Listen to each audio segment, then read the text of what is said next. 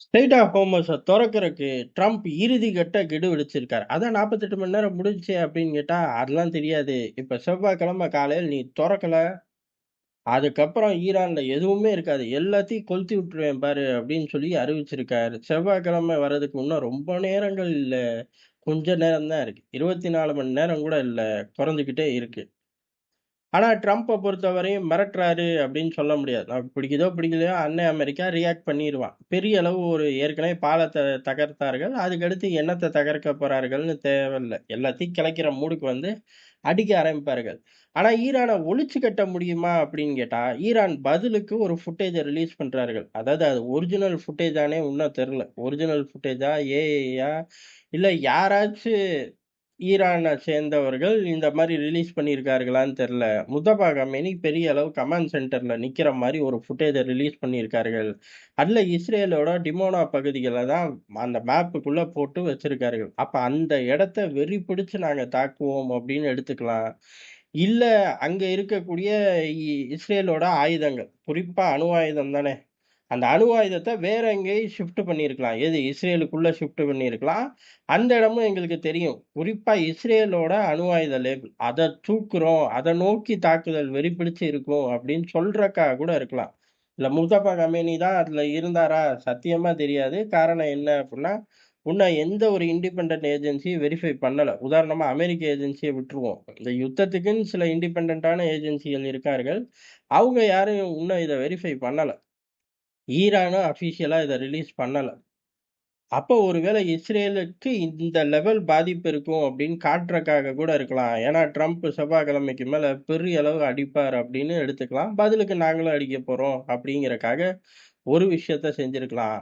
அடுத்து இந்த ஆள் ஒரு டைம சொல்லி அது விளங்கவே விளங்காதுன்னு ஊர் பூரா திட்டுனாங்களாட்டுக்கு. எல்லாரும் திட்டியிருப்பாய்ங்க. காரணம் என்னன்னா, இவரு 2 வாரம், 3 வாரம் அப்படின்னு சொன்னா உருப்படவே உருப்படாது. சரி 30 நாள், 40 நாள்னு சொன்னாலும் உருப்படவே உருப்படாது. இது எப்படியோ அவர் காதுக்கு போயிருச்சு. அதனால ஏன்டா நான் நாள், நட்சத்திரம் சொன்னா தானடா, கிழமை சொன்னா ஒண்ணும் பிரச்சனை இல்லல்லடா அப்படின்னு சொல்லி கிழமைய சொல்ல ஆரம்பிச்சுட்டாரு. செவ்வாய்க்கிழமை அப்படின்ட்டாரு. இதுல பேசிக் என்ன அப்படின்னா, நீங்க சொல்ற எதுவும் உருப்படாதாட்டுக்கு சார் அப்படின்னு போய் நச்சுன்னு சொல்லியிருக்கணும்.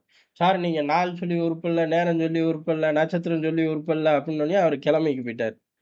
ஆனா தாக்குதல் உறுதி. பதில் தாக்குதலும் உறுதி. ஈரான் ஒளியப் போறது கிடையாது. இப்படி இருக்கும்போது தான் யுஏஇ உள்ளுக்குள்ள வருது. என்ன அப்புட்ன்னா, ஸ்ட்ரெய்ட் ஆஃப் ஹோர்மஸ் எல்லாருக்கும் பொது. எல்லாருக்கும் சொந்தம்.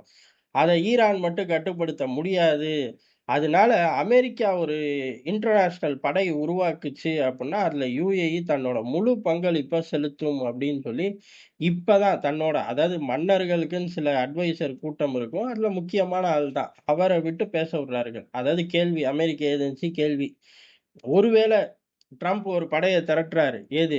ஸ்ட்ரெய்ட் ஆஃப் ஹோர்மஸ மீட்கறக்கோ, பாதுகாப்பா கப்பல்கள் அனுப்புறக்கோ, அந்த படையில யுஏஇ பங்கு இருக்குமா? கட்டாயம் பங்கு இருக்கும். காரணம் என்ன அப்புட்ன்னா, உலகத்தோட ஒட்டுமொத்த டிரான்சாக்ஷனும் நடக்கக்கூடிய ஒரு இடத்துல வம்பு, தும்பு இருந்துச்சு அப்புட்ன்னா, அது சரிப்பட்டு வராது. அதனால யுஏஇ பங்கேற்கும் அப்படின்ட்டார்கள்.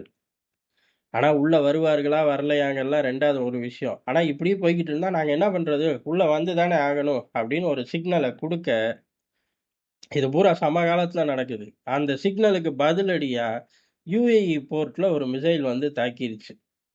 மிசைல் ஆளில்லா விமானம் கிடையாது, மிசைல். அதனால தாக்குதல் பலம், சேதாரமும் பலம் தான். அத நியூட்ரலைஸ் இவர்களால பண்ண முடியல. யுஏஇ போர்ட் இப்ப பத்திக்கிட்டு எரியுது. இது தேவையா? ஒழுங்கா ஓமன்ல வழியாவே சொல்லி விட்டுருக்கலாம். "ஏய் நாங்களும் இறங்கி தான் ஆகணும். வேற என்ன பண்றது? இல்ல எங்கூட்டு கப்பல் ஒரு 10 கப்பல விடேன் ப்ளீஸ்" அப்படின்னு சொல்லியிருக்கலாம்.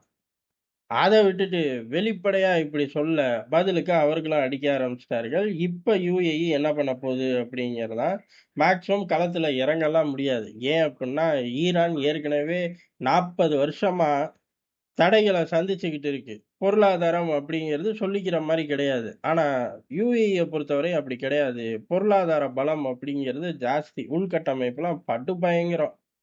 நியூயார்க் சிட்டிக்கே சவால் விடுற லெவலுக்கு அங்க சிட்டிய மெயின்டெயின் பண்ணி வச்சிருக்கும்போது, அவர்களுக்கு இது யுத்தம்ங்கிறது ஒரு தேவையில்லாத விஷயம். எங்கிட்டோ பேசி சமாளிக்கணும்னு தான் அவர்கள் 100% மனசு நெனைக்கும். இல்ல எப்படியோ தள்ளி விட்டாய்ங்க அப்புட்ன்னா கூட, தள்ளி விட்டா கூட அப்படி வெள்ள கொடிய காட்டிட்டு ரிட்டர்ன் வரக்கூடிய மனநிலை தான். அந்த அளவுக்கு இருப்பார்களா அப்படின்னு கேட்டா, இஸ்ரேல் வந்து கத்தாருக்குள்ள ஒரு தாக்குதல் நடத்துச்சு. கத்தார் அதுக்கு நெனச்சிருந்தா பெரிய அளவு ரியாக்ட் பண்ணியிருக்கலாம். இருந்தாலும் எல்லா நாடுகளையும் கூப்ட்டு உட்கார வச்சு ட்ரம்புக்கு பிரஷர போட்டு கடைசியில பெஞ்சமின் நெதன்யாஹு வெள்ளை மாளிகைக்கு கூப்ட்டு ஃபோன போட்டு மன்னிப்பு கேள் அப்படின்னு சொல்லி ஃபுட்டேஜே ரிலீஸ் பண்ணி விட்டார்கள். இந்த மாரி நகர்றக்கு தான் ஜிசிசி நாடுகள் விரும்பும். காரணம் அவர்களோட பொருளாதாரம் பலம் கொட்டி கிடக்கு. இப்போ ஒரு யுத்தத்துக்கு வேண்டிய தேவையும் கிடையாது. யுத்தத்துக்கு போகக்கூடிய நிலப்பரப்பும் அது கிடையாது. குட்டி ஊரு. இப்ப ஈரான எடுத்துக்கிட்டா பெரிய ஊரு. சவுதிய தாண்டி, அதுக்கடுத்து ஓமன தாண்டி மத்த எல்லாருமே நிலப்பரப்பு அப்படிங்கிறதுல கெத்து காட்ட முடியாது. ரொம்ப ரொம்ப சின்ன நிலப்பரப்பு. ஆனா செல்வங்கள் கொட்டி கிடக்கு. அத்தனையும் விடுற அளவுக்கு இவர்களுக்கு பர்சனலா இந்த யுத்தத்துல ஏதாச்சும் இருக்கான்னு கேட்டா ஒண்ணுமே கிடையாது. அதனால ஒரு சின்ன ஒரு ஜிக்ஜாக் மிரட்டல். ஆனா அதுக்கு விலை அப்படிங்கிறது இப்ப போர்ட்டு பத்திக்கிட்டு எரியுது. இனி ட்ரம்ப் செவ்வாய்க்கிழமை தாக்குதல அதிகப்படுத்தினார் அப்படின்னா, இன்னமும் நிலைமை மோசமாகும்.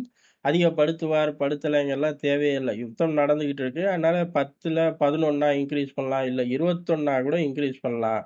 ஆனா ட்ரம்ப் நெனைக்கிற பாதைக்கு யுத்தம் போல. அப்ப ட்ரம்ப் எவ்வளவு தூரம் டிராவல் பண்ணுவார் அப்படிங்கிறது பெரிய கேள்வி. இவ்வளவு நாள் ஈரானோட ஆயுத பலம் குறைஞ்சிருச்சுன்னா என்ன ஆகும் அப்படிங்கிறது ஓடுச்சு.